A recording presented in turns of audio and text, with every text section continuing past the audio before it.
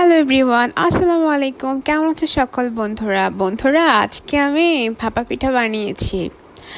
দেখো, অনেক কষ্ট এটা করা। আমি আজকে রাইস কুকারে স্টিমে পানি গরম দিয়েছি। দেন পাশে আমি চালের গুঁড়াটা ফার্স্টে পিঠা বানানোর যে ঢাকনগুলো ওটার ভিতরে দিয়ে পাশে নারকেল কুড়িয়ে রেখেছিলাম।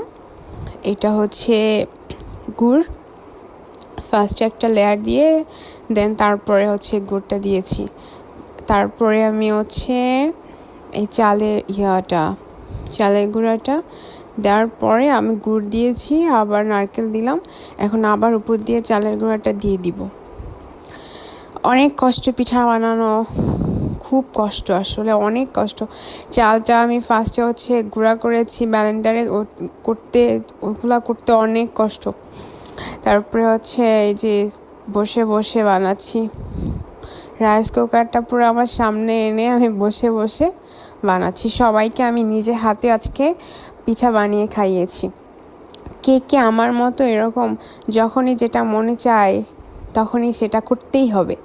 আমার যখন যেটা মনে চায় তখন সেটা করতেই হবে, না হলে আমার ভালো লাগবে না। হুট করে মাথায় আমার প্ল্যান এসেছে যে আমি এখন এটা বানাবো, যেই বলে সেই কাজ।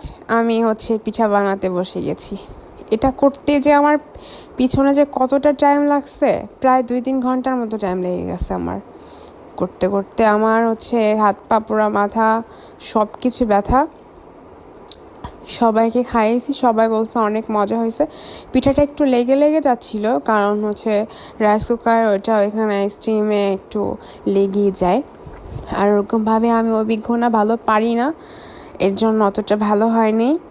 তো আমার মতো কে কে তোমরা এরকম পিঠা বানিয়ে সব ফ্যামিলি সবাইকে খাইয়েছো, সবাই কমেন্টস করবা। আর অবশ্যই আমার পেজটা ফলো দিয়ে যাবা। সবাইকে আল্লাহ হাফেজ। সবাইকে আমার বাসায় পিঠা খাওয়ার দাওয়াতও রইল। সবাই কিন্তু আমার বাসায় পিঠা কে খেতে চাও বন্ধুরা, কমেন্টস করে যেও।